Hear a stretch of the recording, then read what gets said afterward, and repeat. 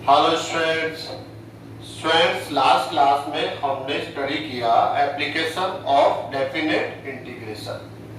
जो definite integration है उसका हम आने वाले टाइम में हमारे लाइफ में कहाँ और कैसे यूज कर सकते हैं, ऐसा टॉपिक हमने लास्ट क्लास में स्टडी किया।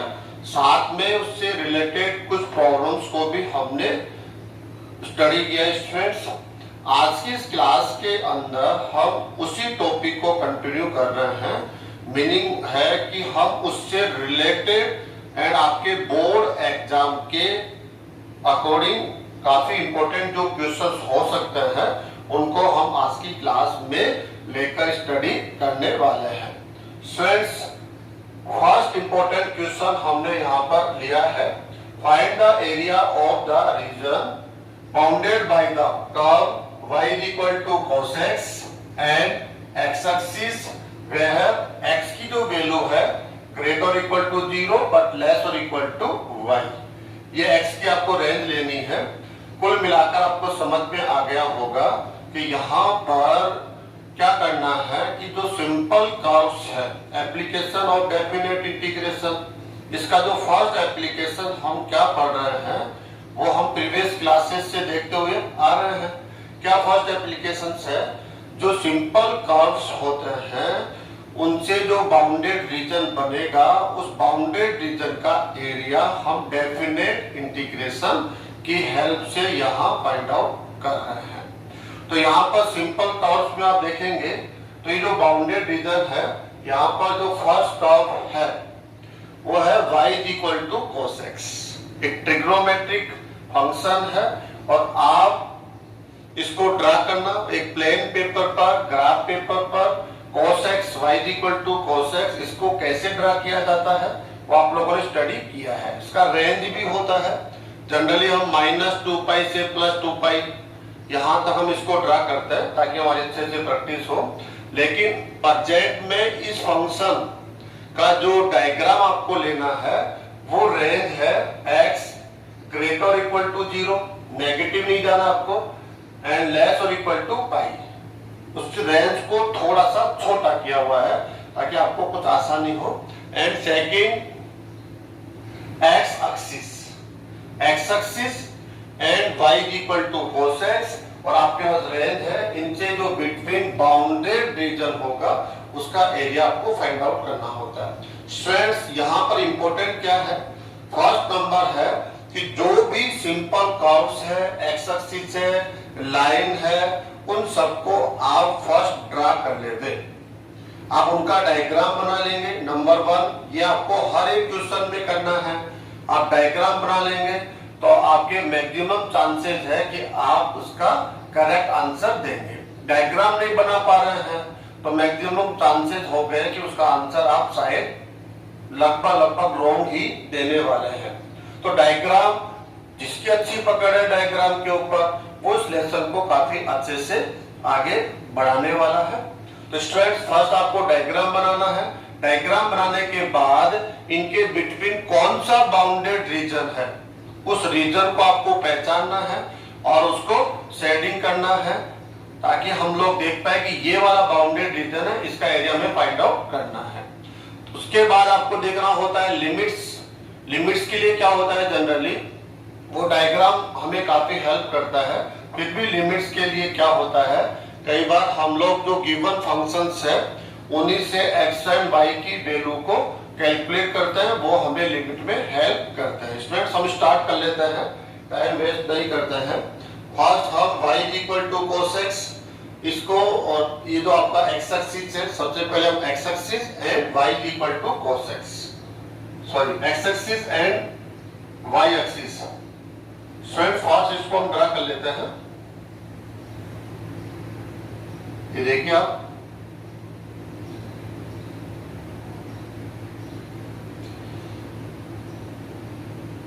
x y आप है ओरिजिन पॉइंट। अब क्या करना है स्टूडेंट्स, आपको इसको ड्रा करना है y equal to cos x। कैसे ड्रा करते हैं, आप ऐसे एंगल से यहाँ ले लेंगे, ये 0 रेडियन हो गया। यहाँ पर आप क्या ले सकते हैं, यहाँ आप π/2 रेडियन ले सकते हैं। यहाँ स्टूडेंट्स आप क्या लेने वाले हैं, यहाँ पाई रेडियन ले लेंगे। नेक्स्ट क्या लेने वाले हैं आपको 3π/2 ऐसे, एंड ये क्या ले सकते हैं आप 2π। लेकिन हमें यहाँ इतना आगे जाने की आवश्यकता नहीं पड़ रही है। आप लेफ्ट साइड में लेंगे तो स्टूडेंट्स क्या लेने वाले हैं यहाँ पर, आप यहाँ लेंगे -π/2 ऐसे ले सकते हैं स्टूडेंट्स आप ऐसे, ओके। लेकिन हमारा जो रेंज है, हमें ये डायग्राम ड्रा करना है, वो 0 to π के बिटवीन ड्रा करना है। अब देखिए आप 0, जब हम x की वैल्यू 0 पुट करेंगे तो y की वैल्यू क्या मिलेगी आपको 1। इसको आप 1 ले लीजिए स्टूडेंट, ये 1 है आपका।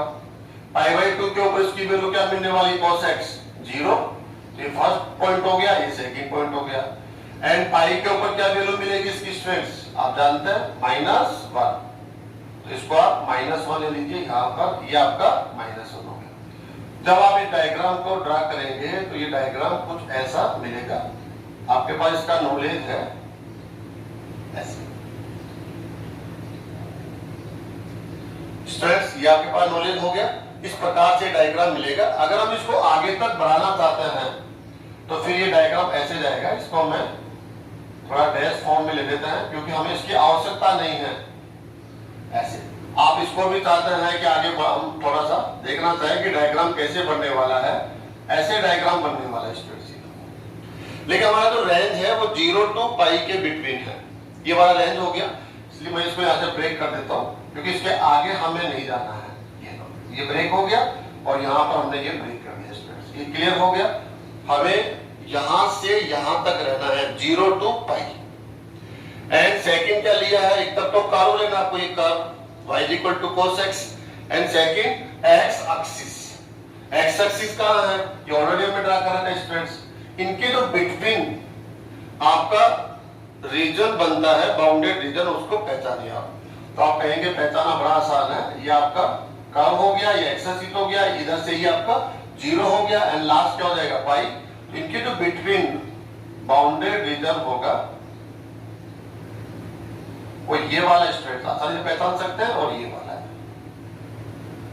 ध्यान से आप क्वेश्चंस को स्टडी करेंगे, रीडिंग करेंगे आप इसको, तो आप आसानी से इसको अंडरस्टूड कर सकते हैं कि ये रीजन कैसे हुआ। एक बार फिर से देख लीजिए आप, ये आपका हो गया y = cos x, किसके बिटवीन हम लोगों को इस बाउंडेड रीजन को लेना है। y = cos x, x axis, तो ये y = cos x, x axis, y = cos x, x axis. And ये आपके पास जो रेंज है, स्टार्ट कहां से है, x = 0, x = 0, ये वाला, ये लाइन है स्टूडेंट्स, x = 0, और लास्ट लाइन कौन सी हो जाएगी, x = π। यह आपको एरिया फाइंड आउट करना है। अब यहां पर हम सिमेट्री यूज करेंगे स्टूडेंट्स। कैसे सिमेट्री यूज करेंगे, हम देख रहे हैं आसानी से कि जितना एरिया इस बाउंडेड रीजन का होगा उसके इक्वल इस बाउंडेड रीजन का एरिया भी होगा। जनरली क्वेश्चंस के अंदर ऐसी सिमेट्री हम यूज करते रहते हैं। इससे क्या बेनिफिट होता है, हम केवल ये वाला रीजन इस पर फोकस करेंगे और इस रीजन का एरिया फाइंड आउट कर लेंगे। जब इसको 2 से मल्टीप्लाई कर देंगे, इसको ट्वाइस ले लेंगे, तो जस्ट इसका डबल हो जाएगा और ये एरिया हमें फाइनली यहां से फाइंड आउट हो जाएगा। ओके स्टूडेंट्स, तो हम लोग ऐसा कर सकते हैं नंबर 1 पर। नंबर 2 पर हम क्या कर सकते हैं वो भी हम लोग यहाँ देखेंगे। फर्स्ट नंबर 1 पे कार्य कर रहे हैं हम लोग। आप देखिए, आप यहाँ पर इसको हम लोग कोई भी नाम लेते हैं, O A, हम कह सकते हैं स्टूडेंट, क्या बोलेंगे इसको, B C and D ऐसे, ठीक है। अब यहां से देख रहे हैं हम लोग एरिया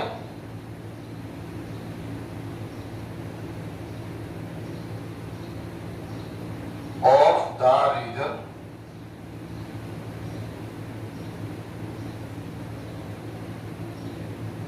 बाउंडेड बाय,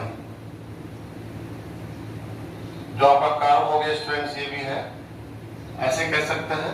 या हम लोग इसको डायरेक्टली जो हमने इसको नॉमिनेट किया है वो दे देते हैं, reason O A B C D,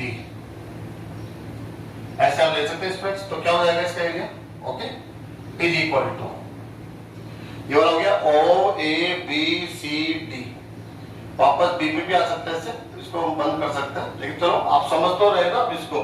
या शेडिंग आप कह सकते हैं, एरिया ऑफ शेडिंग जो रीजन हो गया उसको हम कह सकते हैं। इसको तो कैसे करेंगे इसको हम लोग students, twice into area of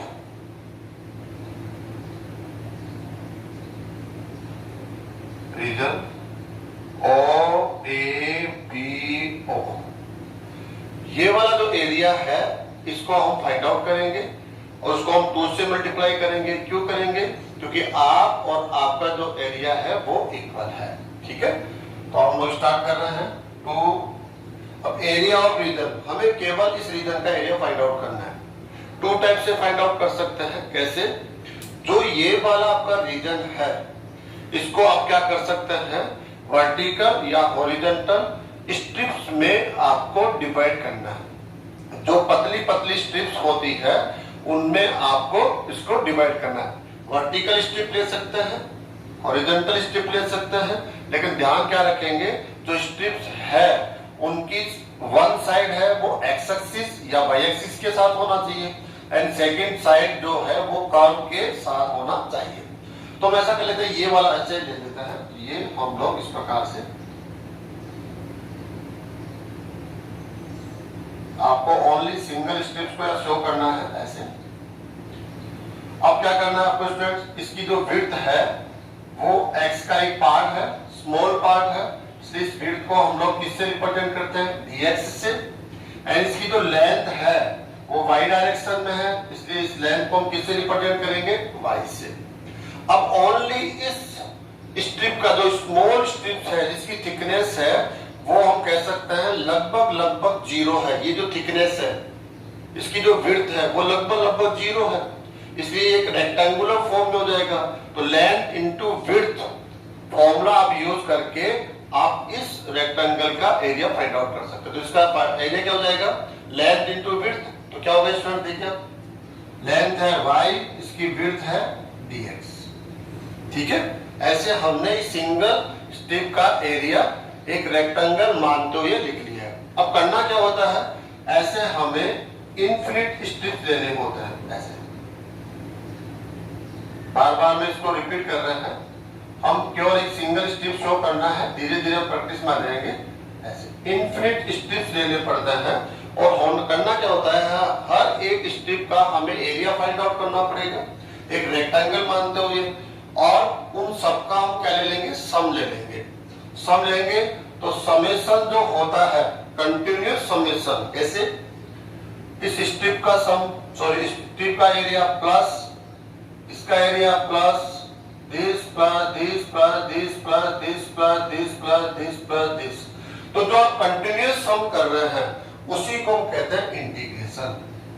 friends ये आपको समझना है, जो कंटिन्यूअस समेशन होता है वही होता है इंटीग्रेशन। अब आपको ये बताना पड़ेगा कि आपका जो फर्स्ट स्ट्रिप है वो यहां से स्टार्ट हो रहा है और लास्ट स्ट्रिप यहां तक है, तो ये इसकी लिमिट होती है।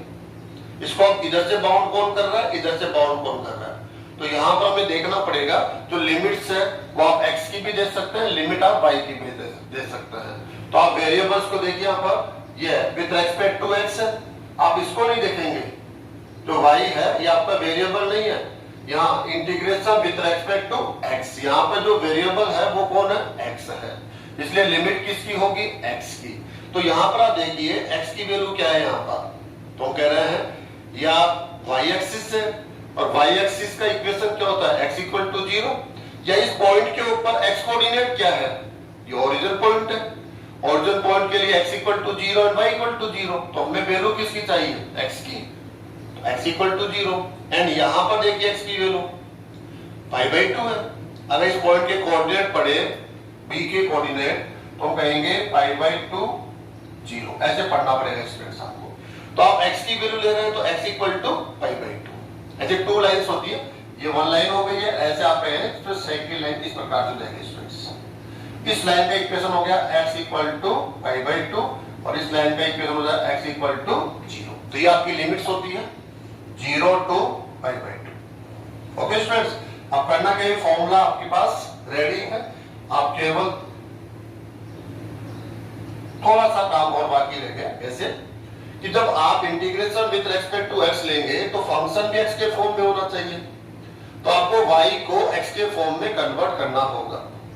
तो कैसे कन्वर्ट करेंगे, किससे लेंगे, तो आप देखिए जो आपने ये वर्टिकल स्ट्रिप ली है, ये किसी सिंगल पे फोकस हो जाइए, तो इसकी वन साइड है वो तो x एक्सिस के साथ है, तो यहां तो y इक्वल टू 0 होगा। देखिए x एक्सिस का इक्वेशन क्या होता है, y इक्वल टू 0, तो y की वैल्यू 0 तो आप अभी पुट कर ही नहीं सकते, 0 पुट कर देंगे तो रिजल्ट क्या मिल जाएगा, 0 हो जाएगा। तो यहां से कभी भी हम लोग y की वैल्यू पुट नहीं करते। जो सेकंड साइड है इस वर्टिकल स्ट्रिप का, जो सेकंड साइड है वो जिस कर्व के साथ है, जिस कर्व पर है, उस कर्व से आपको y की वैल्यू लेनी पड़ेगी। तो ये वाला कर्व है, ये वाला, ये कर्व एक तरह से, तो यहां से लेकर यहां तक आ रहा है कर्व, आगे नहीं बढ़ेंगे आप, क्योंकि हम ये वाला एरिया फाइंड आउट कर रहे हैं, यहां से लेकर यहां तक। तो ये कर्व का इक्वेशन क्या है, y = cos x। तो यहां कर्व से हम लेंगे y की वैल्यू होगी cos of x dx। Okay students, अब सिंपल हो गया ये 2 टाइम ऑफ, देखिए अब क्या होगा इसका इंटीग्रेशन, cos of x, इसका इंटीग्रेशन क्या होने वाला है स्टूडेंट, जानते हैं sin x, लिमिट्स यूज करेंगे आप 0 to π/2, then 2 sin π/2 minus sin 0 is equal to 2, sin π/2 1 होता है, minus 0 is equal to 2, student क्या हो जाएगा, स्क्वायर यूनिट। यहां से यहां तक इसका जो एरिया है वो कितना हो जाएगा 1, और ये भी कितना होगा स्टूडेंट्स, डेफिनेट सिमेट्री आप यूज करेंगे तो ये भी 1 होगा, तो 1 + 1 कितना होगा 2 होगा। और यहाँ पर हमने पहले से ही क्या कर रखा था, 2 से मल्टीप्लाई कर रखा था। जब आप ये वाला वैल्यू देखेंगे ना ओनली ये, तो हम कहेंगे इसका रिजल्ट कितना आ रहा है 1, तो ये इसका एरिया हो गया 1, लेकिन ये ट्वाइस है 1 and 2, इसलिए हमने 2 से मल्टीप्लाई कर रखा है, तो 2 स्क्वायर यूनिट। तो डेफिनेट इंटीग्रेशन का ये एप्लीकेशन हो गया। हम डेफिनेट इंटीग्रेशन लेते हुए हम एक बाउंडेड जो रीजन है उसका एरिया फाइंड आउट कर सकते हैं। अब स्टूडेंट किसी के माइंड में ऐसा भी हो सकता है, कैसे कि हम इसका आंसर कैसे दे सकते हैं, देखिए आप कि ये जो बाउंडेड रीजन है डायरेक्टली हम लोग अब ऐसे कह सकते हैं, एरिया ऑफ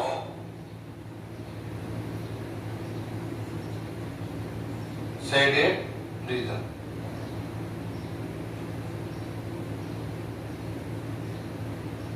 ऐसे कह सकते हैं हम लोग, एरिया ऑफ शेडेड रीजन। जो ये शेडेड पोर्शन है यहां से लेकर यहां तक कंप्लीटली, इसका एरिया डायरेक्टली फाइंड आउट कर सकते हैं। कैसे, देखो हम फर्स्ट टाइम मिस्टेक करेंगे, जैसे हमने ये क्या ले लिया, यहाँ पर ये वर्टिकल स्ट्रिप ले लिया यहाँ पर, और यहाँ पर भी क्या ले लेंगे वर्टिकल स्ट्रिप ऐसे। अब आप देखेंगे जो वर्टिकल स्ट्रिप्स है यहाँ और यहाँ, यहाँ इन दोनों का जो सिंगल साइड है वो एक्स एक्सिस के साथ है, प्रॉब्लम नहीं है। जो सेकंड साइड है वो एक ही कर्व के साथ है, यहाँ भी y = cos x यहाँ, और यहाँ भी y = cos x।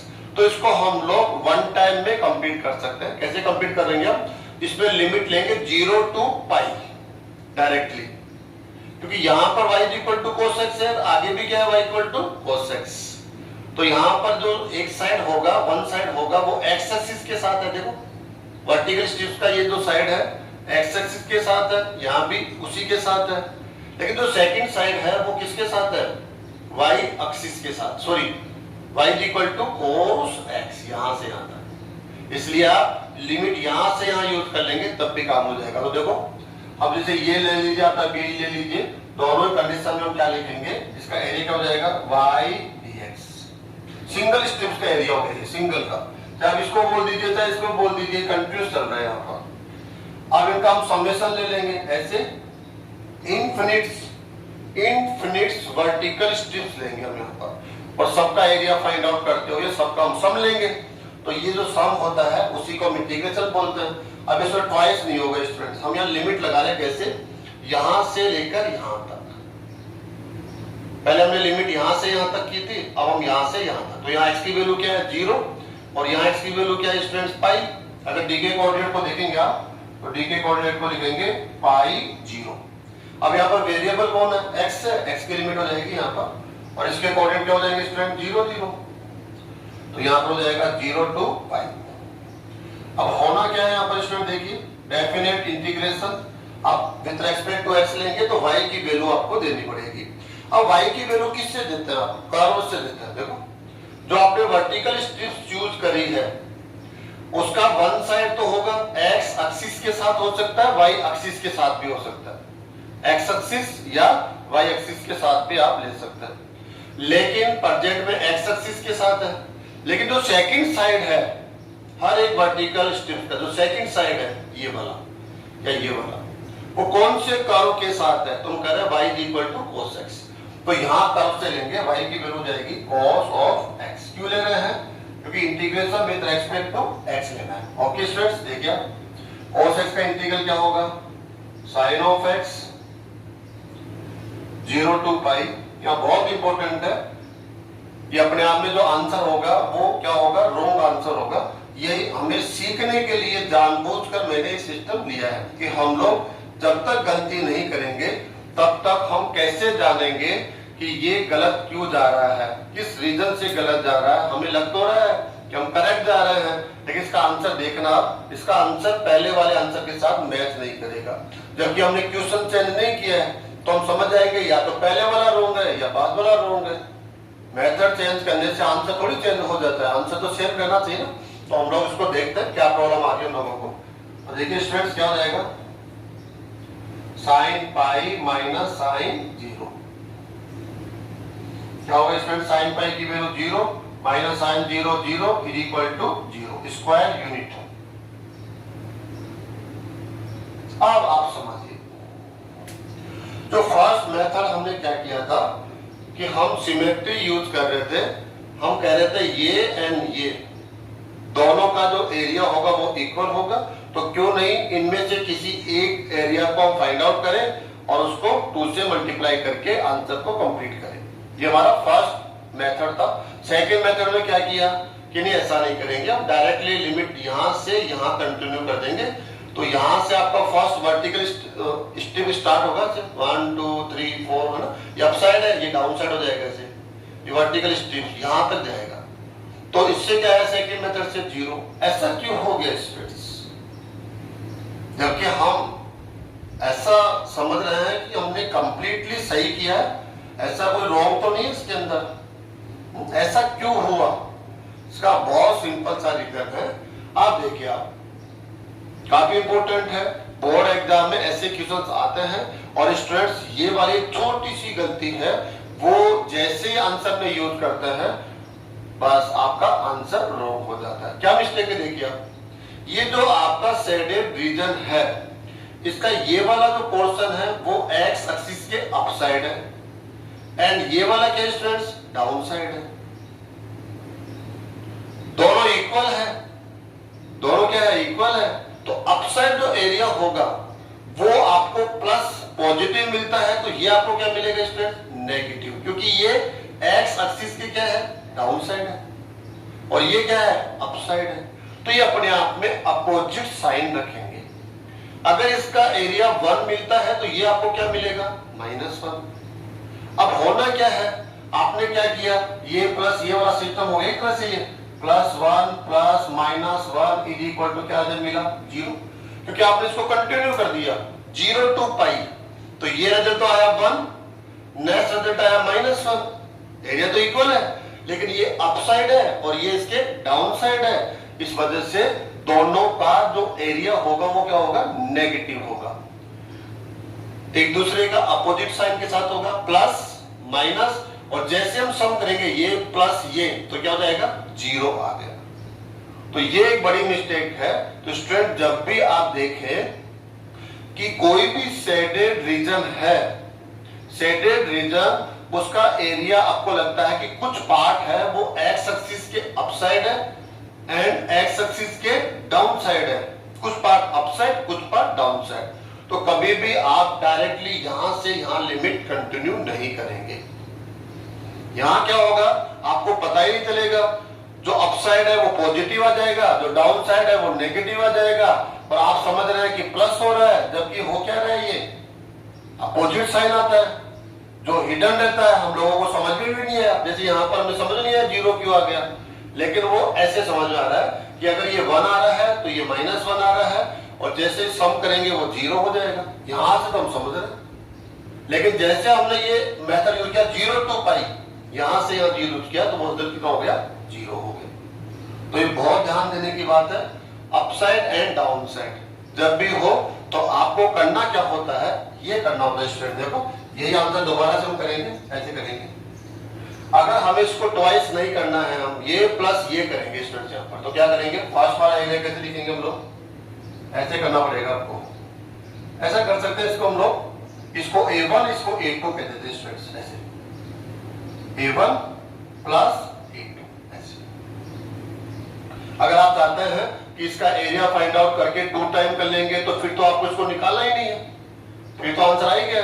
लेकिन आप चाहते हैं नहीं ये प्लस ये करें हम लोग, क्यों हर समय सिमेट्री यूज नहीं होती है स्टूडेंट्स कि ये एरिया सेम हो। अभी तो यहाँ पर इसको यहाँ भी कट किया जा सकता था ऐसे, फिर पता नहीं चलेगा कि ये एरिया इसका कितना एरिया है, हम किससे मल्टीप्लाई करें कि ये दोनों इक्वल हो जाए, तो ऐसा हम समझ नहीं पाएंगे उस समय। तो फिर हमें एक मेथड समझना पड़ेगा, क्या है, ये वाला एरिया A1 है, ये वाला एरिया क्या है, A2 है। अब हमें क्या होता है, वैसे तो जो डाउन साइड होता है वो नेगेटिव आता है, ये पॉजिटिव आता है, तो उस पर क्या लगा लीजिए, मॉडुलस लगा दीजिए। सब लेने से पहले उसका जो साइन है वो पॉजिटिव बना लेंगे। अब ये पॉजिटिव वाला है प्लस ये नेगेटिव वाला था A2, लेकिन हमने यहाँ पर क्या लिया, मोड साइन यूज कर लिया। मोड से क्या होगा, ये पॉजिटिव हो जाएगा। और जो माइनस हो रहा है यहाँ पर, ये देखो माइनस हो रहा था अभी, ये 1 है plus mod of -1 is equal to 2, ये करेक्ट आंसर हो जाएगा। ये 1 आ रहा है, ये -1 आ रहा है, लेकिन सम लेने से पहले आपको इन दोनों एरिया को पॉजिटिव रखना होता है, और पॉजिटिव रखने के लिए मोड साइन लगा लेते हैं हम लोग। ऐसा स्टूडेंट कर सकते हैं। आप कंफ्यूज हो कि किसके साथ नेगेटिव आएगा, तो आप ऐसा करें, दोनों के साथ ही मोड साइन यूज कर सकते हैं, ऐसे ज्यादा बेस्ट होगा, प्रॉब्लम ही नहीं है। आप कंफ्यूज हो जाए कि नेगेटिव कहाँ आएगा, वैसे पॉजिटिव है नेगेटिव होता है, ठीक है। लेकिन फिर भी आप ऐसा कर सकते हैं, ये पॉजिटिव रखा हमने, इसको भी हमने पॉजिटिव रखा, ये अब करना क्या होता है, देखिए आप, इसका फॉर्मूला कैसे होगा, इसकी लेंथ क्या है, y, विड्थ क्या है, dx, इंटीग्रेशन, लिमिट कहां से कहां तक, 0 to π/2, ऐसे करना पड़ेगा स्टूडेंट्स आपको। और पूरे पे क्या लगेगा, मोड प्लस, इसकी लेंथ क्या है, इसकी जो सॉरी विड्थ dx है, लेंथ y होगी स्टूडेंट्स, तो y dx लिमिट होगी 0, सो 0 नहीं π/2 to π, π/2 to π and mode, okay.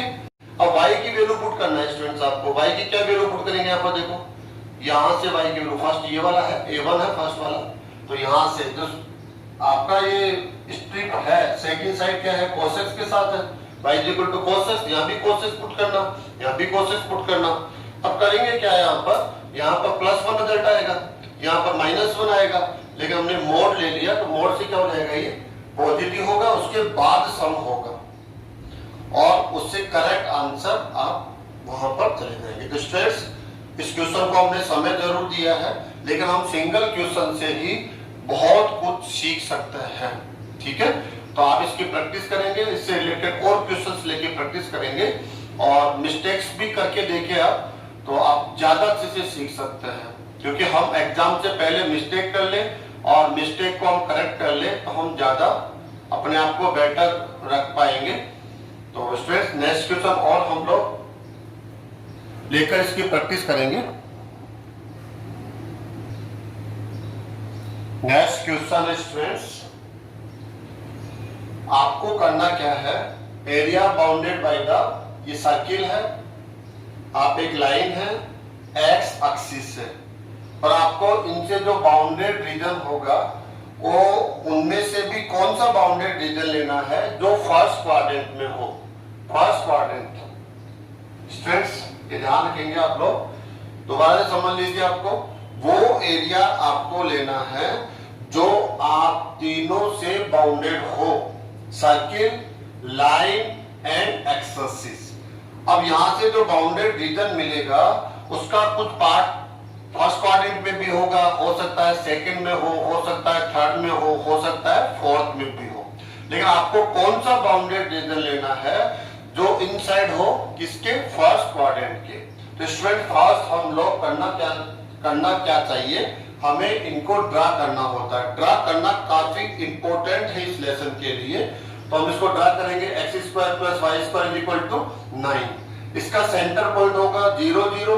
इसका जो रेडियस ये r² होता है स्टूडेंट्स हमेशा, x² + y² = r²।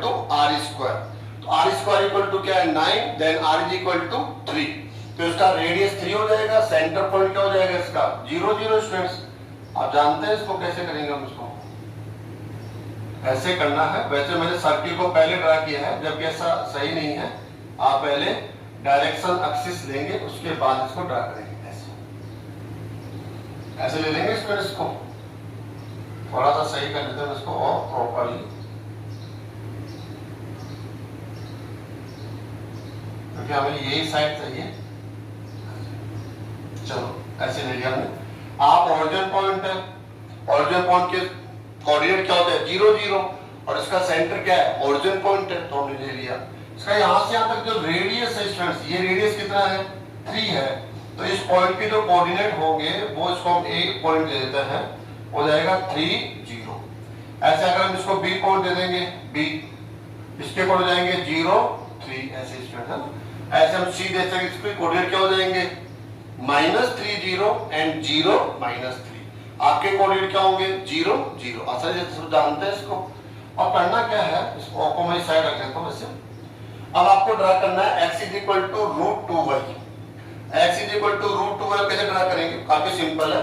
जैसे आपने y की वैल्यू 0 पुट करी तो x की वैल्यू क्या मिल गई 0। तो फर्स्ट पॉइंट आपको यही मिल गया इसमें। जैसे फिर सेकंड क्या करेंगे आप, जैसे x की वैल्यू आपने 1 पुट करी 1, तो y की वैल्यू 1 पुट करी तो x की वैल्यू क्या मिली आपको √2। तो हम कह सकते हैं y की वैल्यू 1 एंड x की वैल्यू क्या मिलेगी स्टूडेंट्स आपको √2 1.4। तो ऐसे आपको ये पहला पॉइंट मिल गया, सेकंड पॉइंट मिल गया। अब इन दोनों को आप जॉइन करते हुए एक लाइन ड्रा कर देंगे ऐसे।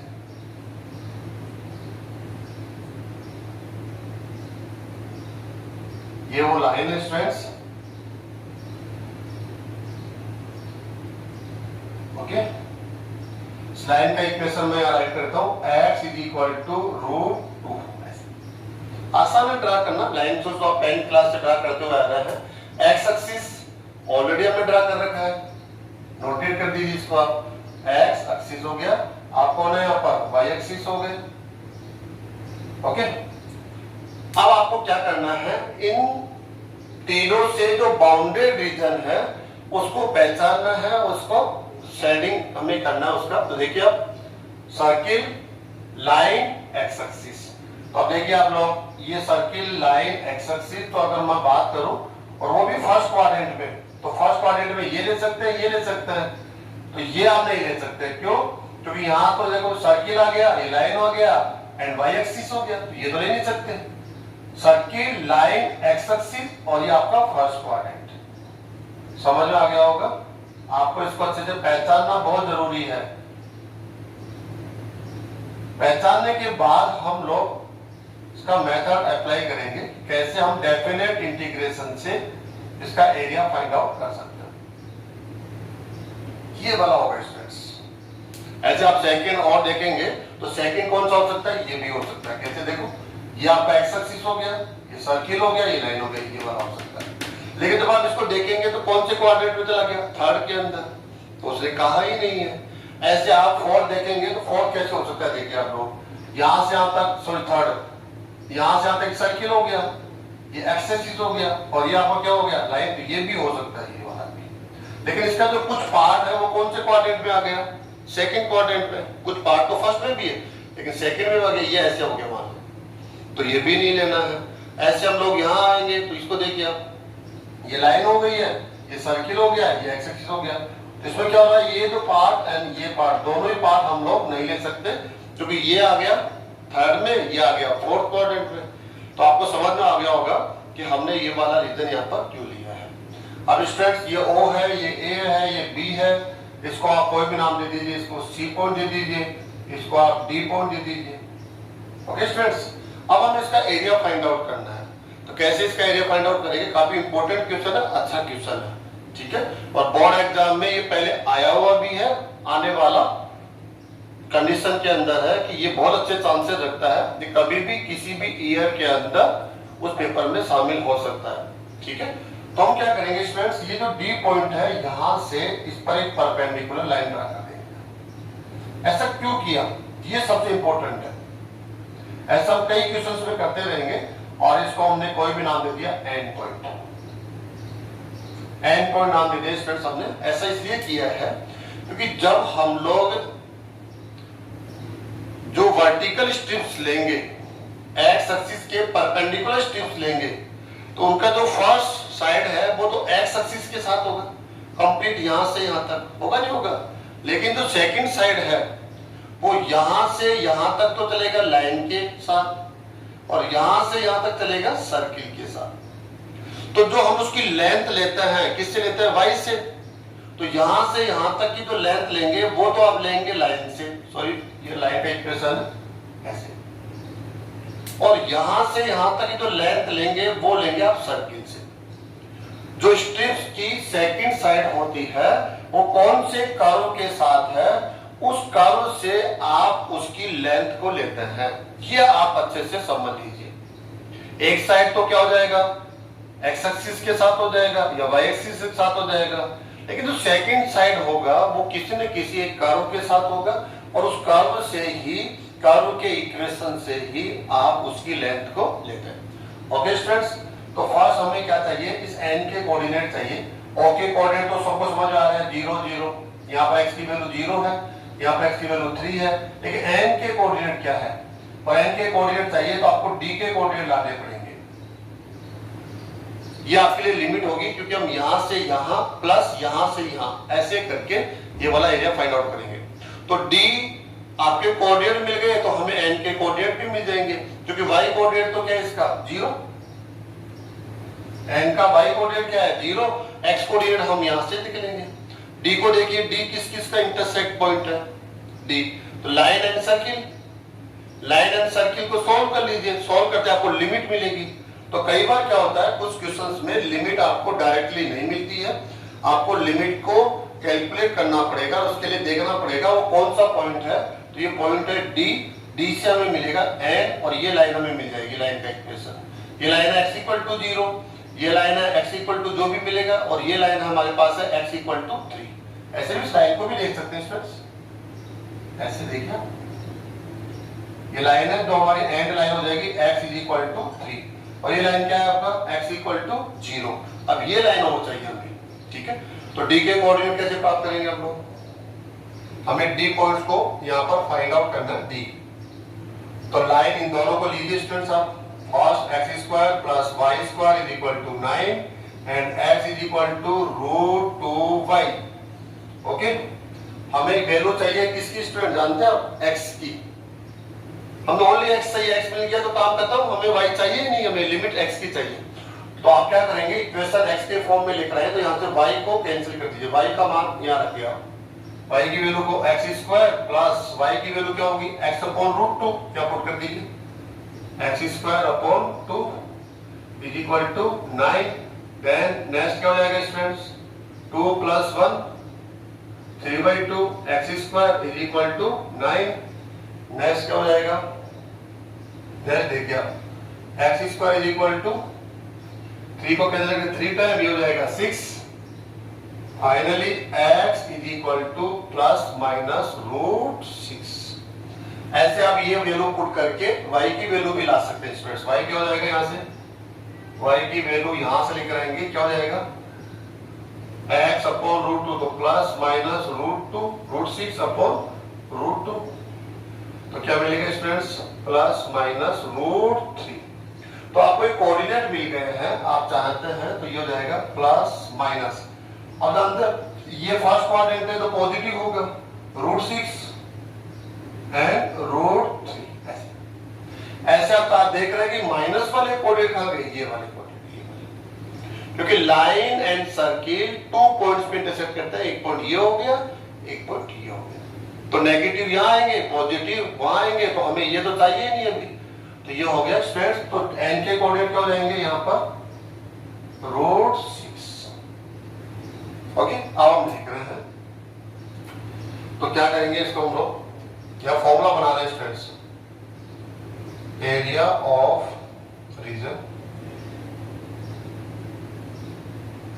रीजन को आप लोग नॉमिनेट करेंगे, क्या हो जाएगा ONACDO।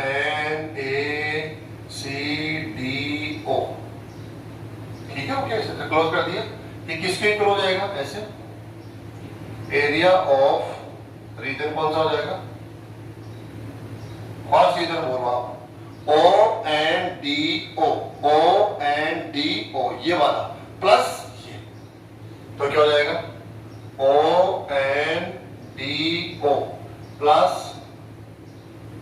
एरिया ऑफ, बताओ सेकेंड रीजन कौन सा हो जाएगा स्ट्रेस, NaCDN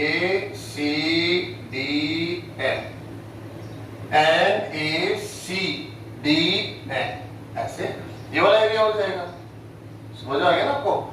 अब क्या कर रहे हैं यहाँ पर मोड की आवश्यकता नहीं है, ये मोड यहाँ मोड, क्यों, क्योंकि ये जो एरिया है वो एक्स एक्सिस के अपसाइड है, तो पॉजिटिव, ये भी क्या है अपसाइड है, ये भी पॉजिटिव, और जब दोनों पॉजिटिव है तो यहाँ पर सम ही होगा, सब्ट्रैक्शन तो हो ही नहीं सकता, इसलिए यहाँ पर आपको मोड साइन की आवश्यकता नहीं है। मोड साइन कब यूज करते हैं, जब कुछ पार्ट रीजन जो है शेडेड रीजन है उसका कुछ पार्ट अपसाइड हो, कुछ पार्ट डाउन साइड हो, या ऐसे वाई एक्सिस के साथ देख रहे हो कुछ किस तरह से मिलेंगे आपको, तो कुछ पार्ट आपके इधर हो पॉजिटिव डायरेक्शन में, कुछ इधर नेगेटिव, फिर आपको मोड यूज करना पड़ेगा, जो नेगेटिव डायरेक्शन में रहता है उसके लिए मोड यूज करेंगे। ओके स्टूडेंट, देखिए आप करना क्या है, सबसे पहले हम लोग ये वाला एरिया निकाल रहे हैं, इसके लिए एक वर्टिकल स्ट्रिप ले लीजिए सिंगल, धीरे धीरे आप प्रैक्टिस करने लग जाएंगे। ऐसे ये वाला, इसकी जो विड्थ होगी वो dx होगी, और यहां से इसकी लेंथ क्या हो जाएगी y। ऐसे सेकंड जो आपका पार्ट है उसमें भी ऐसा एक x एक्सिस के परपेंडिकुलर या वर्टिकल स्ट्रिप लेंगे, उसकी लेंथ भी सॉरी विड्थ dx, और ये क्या हो जाएगी लेंथ क्या होगी इसकी y। तो फर्स्ट वाला यूज कर रहे हैं हम लोग y dx, समेशन ले लेंगे कि ऐसी सभी स्ट्रिप्स का सम लेंगे ना हम लोग, एरिया ऑफ स्ट्रिप्स ऐसे लेके हम लोग क्या कर लेंगे। अब इसके लिमिट बताना है, लिमिट कहां से कहां तक जाएगी, ये स्ट्रिप कहां से कहां तक जाएगी, यहां से लेकर यहां तक। ऐसा क्यों कर रहे हैं हम, यहां से यहां क्यों नहीं कंटिन्यू कर रहे हैं, इसका रीजन है क्योंकि यहां से यहां जाएंगे तो स्ट्रिप का जो सेकंड साइड है वो यहां तक तो लाइन के साथ रहेगा, और इसके आगे जाके किसके साथ हो जाएगा सर्किल के साथ। तो जैसे ही हम लेंथ को यहाँ पर लाइन से लेंगे या सर्किल से लेंगे, तो हमें इसको टू पार्ट्स में डिवाइड करके दोनों का सेपरेट एरिया फाइंड आउट करना पड़ेगा, उसके बाद सम लेना होगा, ये आप ध्यान रखेंगे। हाँ, अगर कंप्लीट सर्किल होता है यहाँ से यहाँ तक तब कोई प्रॉब्लम नहीं, 0 टू डायरेक्टली यहाँ चले जाते, तो इसकी लिमिट क्या होगी, x इक्वल टू 0 है यहाँ पर, या x इक्वल टू क्या है √6, 0 टू √6। ओके स्टूडेंट्स, ये आपका हो गया। सेकंड प्लस सेकंड में क्या होगा, ये वाला इसका एरिया क्या हो जाएगा length into width y dx, इसकी लिमिट स्टूडेंट्स यहां से लेकर यहां तक √6 टू 3, √6 टू 3। अब काफी कंफ्यूजन है आपको, यहाँ भी y की वैल्यू x के फॉर्म में, यहाँ भी y की वैल्यू x के फॉर्म में। अब आपको समझ में आ गया होगा जो फर्स्ट वाला है y की वैल्यू किससे लेंगे आप, यहां से यहां तक है, तो ये देखो वर्टिकल स्ट्रिप की सेकंड साइड कहां पर है लाइन के साथ, तो लाइन से लेंगे आप। और यहां से यहां तक में वर्टिकल स्ट्रिप की सेकंड साइड कहां पर है सर्किल, सर्किल के साथ है तो सर्किल से लेंगे, सर्किल का इक्वेशन ये रखा। तो हम लोग क्या है कंफ्यूज ना हो तो यहां पर L यूज कर लेते हैं और यहां पर C यूज कर लेते हैं। तो लेंथ है उसमें हम थोड़ा सा इंडिकेशन डाल लेते हैं ताकि आगे जाके हम y की वैल्यू को किस इक्वेशन से किस कर्व से यहाँ पर जो कैलकुलेट करके राइट करेंगे वो कौन होगा। तो ये y है वो लाइन से लेनी है, ये y आपको सर्किल से लेनी है, तो लाइन ये रहा सर्किल ये रहा। ओके स्टूडेंट, समझ में आ गया होगा आपके। नेक्स्ट 0 टू √6 वाई एल, यहां से वाई की value x/√2 dx plus √6 y c, y लेंगे आप सर्किल से, यहां से सर्किल से लेंगे स्टूडेंट्स तो क्या हो जाएगा 9 माइनस x² dx। इसके बाद आप जानते हैं इसका इंटीग्रल 1/√2 कांस्टेंट होगा, x² 2 होगा, अपर लिमिट 0 √6 प्लस इसका इंटीग्रल, इसको 3² ऐड कर दीजिए स्टूडेंट, 3², क्या होगा इसका इंटीग्रेशन जानते ना 1/2x √3² minus x² plus a²/2 तो 3²/2 साइन इनवर्स x/3 ऐसे स्टूडेंट्स, और लिमिट्स आपकी होगी √6 to 3।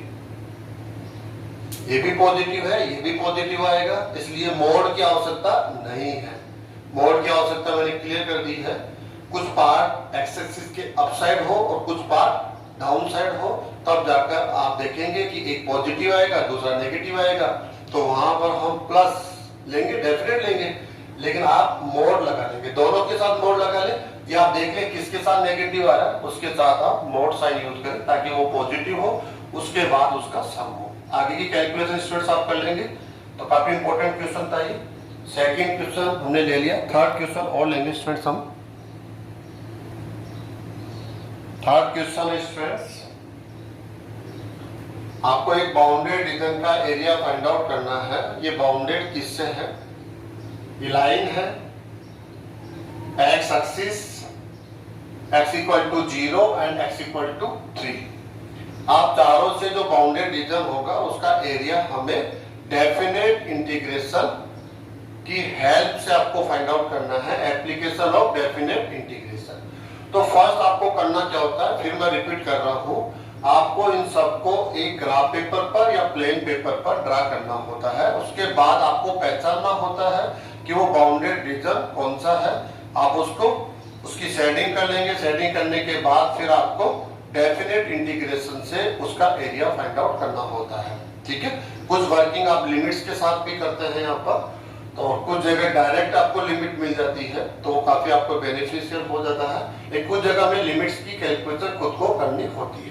तो फर्स्ट हम इसको ड्रा करेंगे स्टूडेंट्स, जैसे हमने ये एक लाइन है, इसको आप क्या करेंगे इंटरसेप्ट फॉर्म में रखेंगे, 4 से डिवाइड कर देंगे इसको, तो x/2 प्लस y/4 = 1।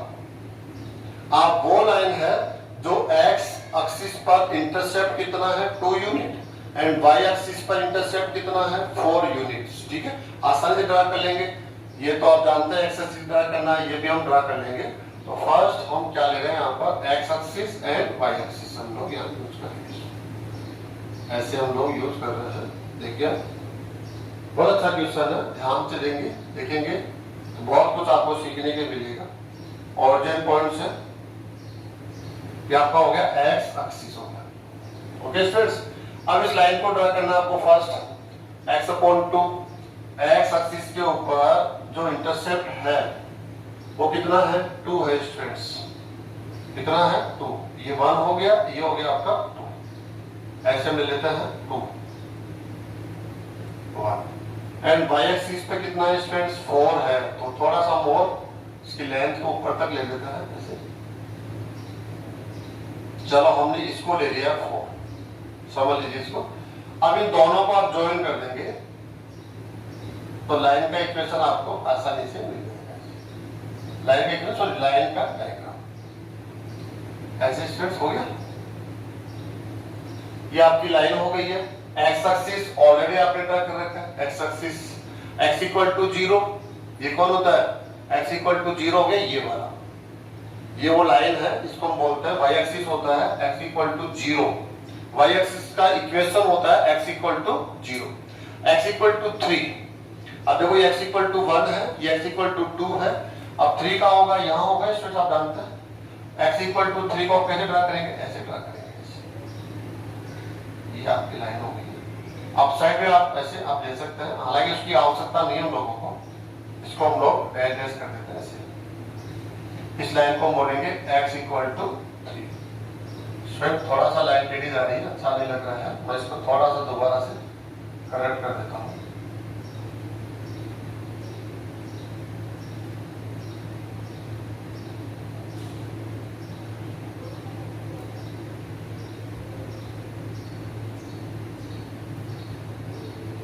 फिर से ऐसे ही होगा थोड़ा सा, चलो देख लेना। ये जो लाइन है वो है x इक्वल टू 3।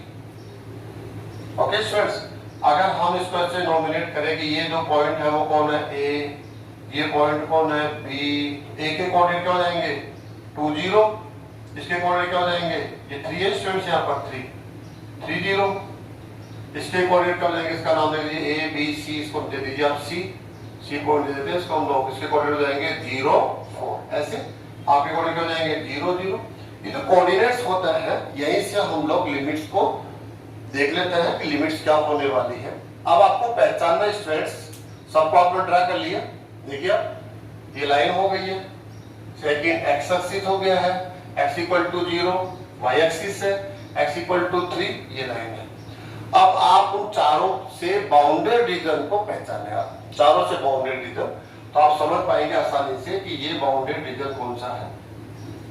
देखिए आप, मैं यहाँ पर इसको थोड़ा सा हाईलाइट कर रहा हूँ तो आप पहचान जाएंगे ये कैसे हो गया। देखिए एक्स एक्सिस हो गया, ये गिवन लाइन है, ये x इक्वल टू 0 हो गया। ओके, एंड ये भी होगा स्टूडेंट्स में, देखो ये एक्स एक्सिस हो गया, x इक्वल टू 3 लाइन है, और ये कौन है स्टूडेंट्स, ये वाला कौन सा हो जाएगा इसके अंदर,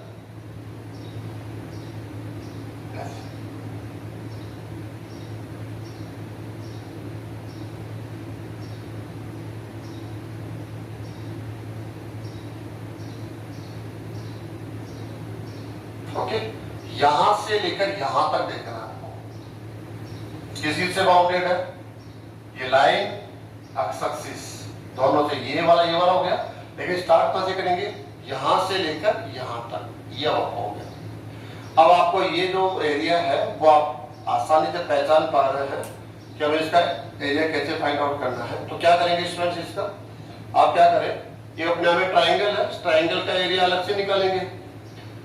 इस ट्राइंगल का एरिया आप इसमें सिमेट्री यूज नहीं कर सकते, ऐसा नहीं है कि ये इक्वल है इसके, या ये इसका हाफ है, ये इससे डबल है, ऐसा कुछ आइडिया नहीं है हम लोगों को, हो भी सकता है नहीं भी हो सकता, तो सिमेट्री यूज नहीं कर सकते हैं।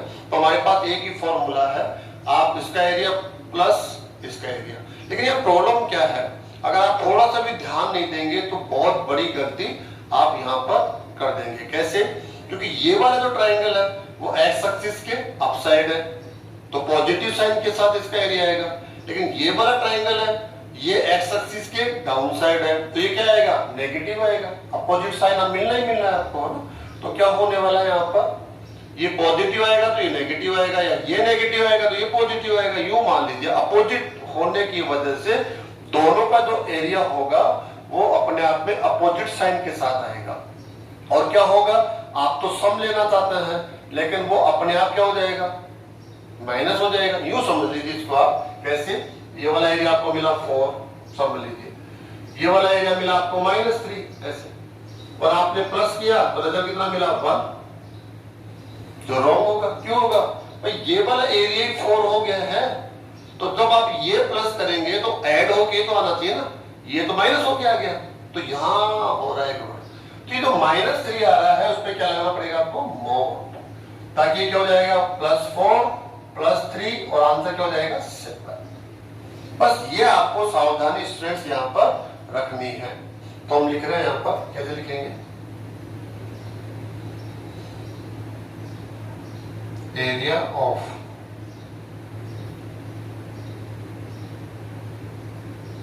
बाउंडेड पाएगा, कहां से लाइन हो जाएगा 2x + y = 4। हम क्या ले सकते हैं स्टूडेंट इसके अंदर, ऐसे। Next x axis x = 0 and x = 3। आप चारों से जो बाउंडेड रीजन है उसका एरिया क्या हो जाएगा, तो क्या ले देंगे students, area of triangle OAC plus area of triangle, वो भी ट्राइंगल ही स्टूडेंट्स, ए बी, इसको आप दे दीजिए डी, ए बी डी ऐसे दे देंगे स्टूडेंट्स हम इसको, ठीक है। अब इसका एरिया फाइंड आउट करेंगे। अब आप सोच रहे होंगे कि एरिया ऑफ ट्राइंगल क्या होता है, half base into height. Half ले लेंगे, इसका बेस कितना हो गया, यहां से तक लेंथ, लेंथ कितनी है 2 और हाइट कितनी हो जाएगी 4, तो ये आंसर हो जाएगा 4 इंटू 2 कितना हो गया 8, और 8 का हाफ करेंगे तो 4। हमने 4 लिया था, देखो अच्छा हुआ मैच हो रहा है चलो। लेकिन ऐसा आप नहीं कर सकते। क्यों नहीं कर सकते हैं, इसलिए नहीं कर सकते हैं क्योंकि आप जो लेसन स्टडी कर रहे हैं वो लेसन क्या है, application of definite integration. Okay, इस वजह से आप डेफिनेट इंटीग्रल तो यूज नहीं हुआ इसमें। आप तो जो प्रीवियस क्लासेज है उस नॉलेज से आंसर दे रहे हैं, जबकि आप पर फोर्स है application of definite integration. Definite integral से ही आपको एरिया फाइंड आउट करना है। तो करना क्या पड़ेगा, यहाँ पर हम ले लेते हैं कोई भी एक ऐसे वर्टिकल स्ट्रिप्स ले लेते हैं। ये वर्टिकल स्ट्रिप्स क्या हो सकती है स्टूडेंट, एक्स अक्ष के, सॉरी वर्टिकल भी ले सकते हैं, हॉरिजॉन्टल भी ले सकते हैं। मैक्सिमम केसेस में हम लोग वर्टिकल लेते हैं क्योंकि यहाँ ये भी ऑप्शन है, यहाँ भी ऑप्शन है। ध्यान क्या रखना है, जो भी स्ट्रिप्स ले वो वर्टिकल हो या हॉरिजॉन्टल हो, एक्स एक्सिस के परपेंडिकुलर हो या वाई एक्सिस के परपेंडिकुलर हो। आड़ी टेढ़ी नहीं लेनी है आपको, जो तिरछी होती है वो। अब क्या होगा, उसका जो सिंगल साइड है, फर्स्ट साइड है वो एक्स एक्सिस के साथ होगा या वाई के साथ होगा, लेकिन जो सेकंड साइड है वो किसी न किसी कारों के साथ, लाइन के साथ ऐसे होता है। अब इसका आप देखिए, इसकी विड्थ कितनी होगी dx, क्योंकि एक्स एक्सिस पे ले रहे हैं तो y एक्सिस पे लेंगे तो dy ले लेंगे। अब इसकी जो लेंथ होगी वो क्या होगी स्टूडेंट्स, y। क्या होगी इसकी लेंथ, y होगी यहाँ पर। ओके, अब देखिए यहाँ से इसके लिए भी क्या करने वाले हम लोग, ऐसे ही करने वाले हैं। इसमें भी कोई वर्टिकल स्ट्रिप्स आप यूज कीजिए ऐसे। इसकी भी विड्थ को आप dx लिखेंगे और लेंथ क्या हो जाएगी y। अब क्या होगा, यहाँ पर जो y है, ये वाला जो y है वो आप इस लाइन से लेंगे। लेंथ किससे लेंगे, आप कर्व से लेते हैं। जहां सेकंड साइड इस लाइन के साथ है तो यहाँ पर हम l यूज करेंगे l, और यहाँ पर भी वही लाइन है, लाइन में चेंज नहीं है, कंटिन्यूअस लाइन है। यहाँ भी क्या होगा, l होगा। तो दोनों में ही जो लेंथ है वो लाइन के इक्वेशन से लेनी है। क्यों, क्योंकि जो वर्टिकल स्ट्रिप्स है उसका जो सेकंड साइड है वो लाइन के साथ है। यहाँ भी वर्टिकल स्ट्रिप है, सेकंड साइड क्या है, लाइन के साथ है। तो YL यहाँ पर यूज करेंगे। तो इसके लिए हम क्या कर रहे हैं, देखो इसका एरिया क्या होगा, इसका होगा YL dx integration of plus, इसका एरिया क्या होगा स्टूडेंट, देखिए आप, इसका होगा YL dx इंटीग्रेशन। अब आपको लिमिट बतानी पड़ेगी। फर्स्ट की लिमिट यहां से लेकर यहां तक, लिमिट किसकी होगी, x की होगी, क्योंकि आपकी जो फर्स्ट स्ट्रिप्स है वो यहां से स्टार्ट होगी, 1 2 3 4 5 इनफिनिटी। यहाँ पर यहाँ के लिए यहाँ से स्टार्ट होगी 1 2 3 4 5। अब लिमिट्स किसकी रखनी है आपको स्टूडेंट, देखिए आप, वेरिएबल कौन है आपका dx with respect to x है ना, x की लिमिट। तो यहाँ पर x की वैल्यू क्या होगी 0, यहाँ पर x की वैल्यू कितनी है 2। तो जो फर्स्ट इंटीग्रेशन है 0 to 2, सेकंड क्या है 2 to 3। अब y की वैल्यू पुट कर दीजिए स्टूडेंट्स, 0 to 2, y की वैल्यू आप यहां से लेंगे 4 minus 2x dx plus 2 to 3 4 minus 2x dx। Okay, अब आपको इस बात का अंदाजा ही नहीं है, आप इसका आंसर दे भी देंगे, इसे कैलकुलेट करेंगे कैसे ना, और आप कंप्लीट करके इसका आंसर दे देंगे और वो आंसर क्या हो जाएगा, रॉन्ग हो जाएगा। अब आप सोचिए कि हमने क्या मिस्टेक कर दी है, यहाँ पर क्या मिस्टेक करी आपने, देखिए जब आप इसको सेपरेटली सॉल्व करेंगे तो ये पॉजिटिव आएगा और ये क्या आएगा, नेगेटिव आएगा, जबकि हमने तो प्लस यूज कर रखा है, लेकिन ये क्या हो रहा है, नेगेटिव हो रहा है। तो नेगेटिव प्लस के साथ मल्टीप्लाई कर जाएगा नेगेटिव। ये सम होने के बजाय क्या हो जाएगा, सब्ट्रैक्शन हो जाएगा यहाँ पर, और वो रॉन्ग होगा। तो क्या करना चाहिए कि हम कर रहे हैं ये डाउन साइड है, ये वाला, तो इसमें क्या लगा देंगे हम लोग, मोड लगा देंगे। यहाँ पर मोड साइन लगा के चलेंगे ताकि ये जो एरिया है वो नेगेटिव आ रहा है, फाइनली मोड की वजह से क्या हो जाएगा, पॉजिटिव। बस ये आपको ध्यान रखना है, क्योंकि ये अप साइड है, ये डाउन साइड है। या आप ऐसा कर लीजिए, दोनों के साथ मोड़ लगा लीजिए, कोई कंफ्यूजन नहीं है। तो ऐसे एरिया आप यहीं से कर देंगे लोग, ये लो, एक अप साइड है, एक डाउन साइड है, तो हर जगह कोई आपको ध्यान नहीं रखना पड़ेगा किसके साथ मोड़ लगेगा, आप सब जगह मोड़ लगा सकते हैं। जब भी आप सम कर रहे हैं, 2 एरियाज को सम देते हैं, 3 एरियाज सम करते हैं, तो आप हर सम में मोड़ लगा सकते हैं। वैसे तो जो एक साइड में होता है तो वह मोड़ की आवश्यकता नहीं होती है, लेकिन कुछ पार्ट अप साइड, कुछ पार्ट डाउन साइड, कुछ उधर कुछ उधर, है ना, ऐसे अपोजिट होते हैं, तो फिर आपको मोड़ की आवश्यकता पड़ती है। अब इसको आप सॉल्व तो स्टूडेंट्स कर लेंगे आसानी से, और सॉल्व करके आप इसको कंप्लीट फाइनल इसका आंसर दे देंगे। तो स्टूडेंट्स, आज की क्लास के अंदर हमने क्वेश्चंस तो कम लिए हैं, मैं मानता हूं, लेकिन इंपॉर्टेंट क्या है कि सीखने के लिए काफी इंपॉर्टेंट आज की क्लास में आपको मिलेगा। अगर आप ध्यान देंगे तो हमने यहाँ पर कुछ इंपॉर्टेंट क्वेश्चन लिए और वहां पर कुछ स्पेशल था, और जनरली स्टूडेंट्स मैक्सिमम तो केसेज में यही गलती करते हैं। बाकी ऑर्डिनरी क्वेश्चंस होता है, वहां पर बहुत कम केसेज होते हैं, बहुत कम चांसेस होते हैं कि हम आंसर को गलत देते हो। लेकिन ये वो क्वेश्चन है जहां हम छोटी सी मिस्टेक करते हैं, हमारा उन गलतियों पर ध्यान नहीं जा पाता है, हमें लगता है कि हम सब कुछ सही कर रहे हैं, जबकि वहां हमारे से एक छोटी सी मिस्टेक हो चुकी है, उसकी वजह से हमारा कंप्लीट आंसर रॉन्ग हो जाता है। तो आज की क्लास से आप थोड़ा ध्यान देंगे कि आपको कैसे ध्यान से इंपॉर्टेंट क्वेश्चंस को सॉल्व करना है। तो स्टूडेंट्स, अच्छे और इंपॉर्टेंट क्वेश्चंस आप आज की क्लास से रिलेटेड लेने हैं और उनको सॉल्व भी करना है, और काफी ध्यान देना है कि कहाँ स्पेशल यहाँ पर है, कहाँ किस बात का हमें ध्यान रखना है। ये काफी इंपॉर्टेंट आपके लिए होगा। तो आज की क्लास को हम यहीं पर समाप्त करते हैं। Thank you.